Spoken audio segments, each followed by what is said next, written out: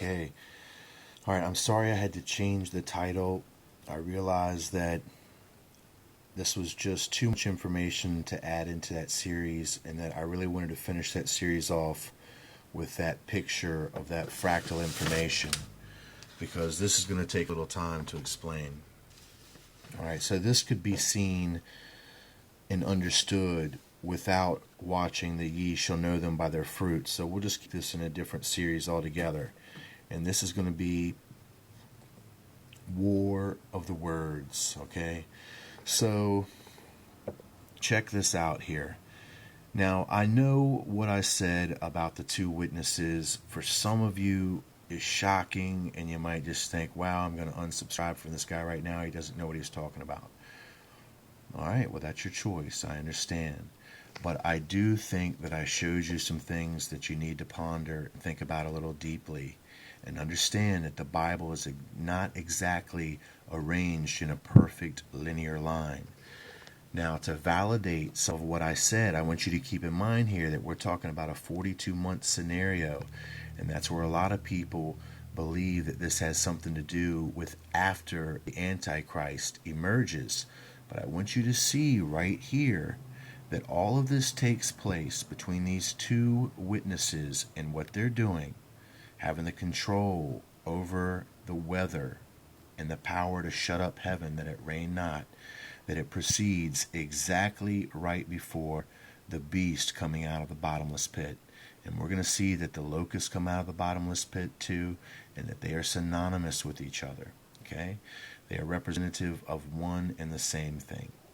So, interesting enough, we have this incredible connection here.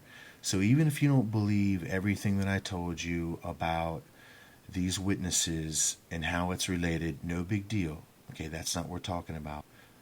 I'll explain myself further in another video. What we are talking about is that this movie is a perfect reflection of these passages and the Bible narrative in general, dealing with these locusts, and it's perfect. Now watch this.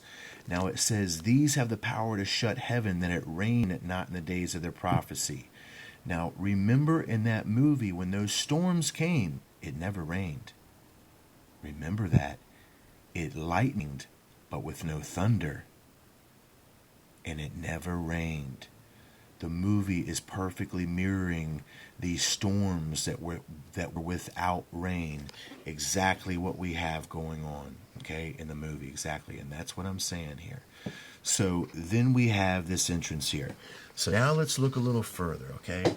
Now we have these aliens, okay, in the movie that start coming up out of the ground. Now remember, these aliens were bound in the inner earth, or their pods were their tripods, okay, their eggs, if you will, were bound in the earth for a long time. Well, that's exactly what the Bible says, is that they have been bound in the inner earth. Now, once again, remember, we're talking about symbol, but that symbol is still descriptive of the inner earth, but not necessarily meaning the inner earth in its superficial understanding.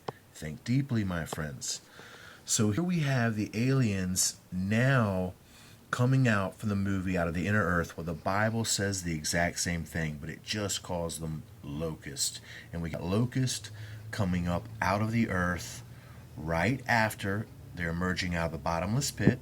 And this is right after that control of the weather phenomenon, those storms that didn't rain. And we're going to go right here to check it out. Rev 9:3.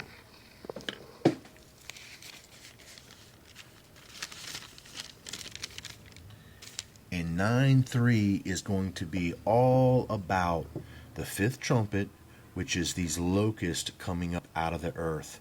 Now let's look at this. And there came out of the smoke locusts upon the earth, and unto them was given power, as the scorpions of the earth have power. Now think about the emergence of those tripods as they're coming up out of the ground, and then the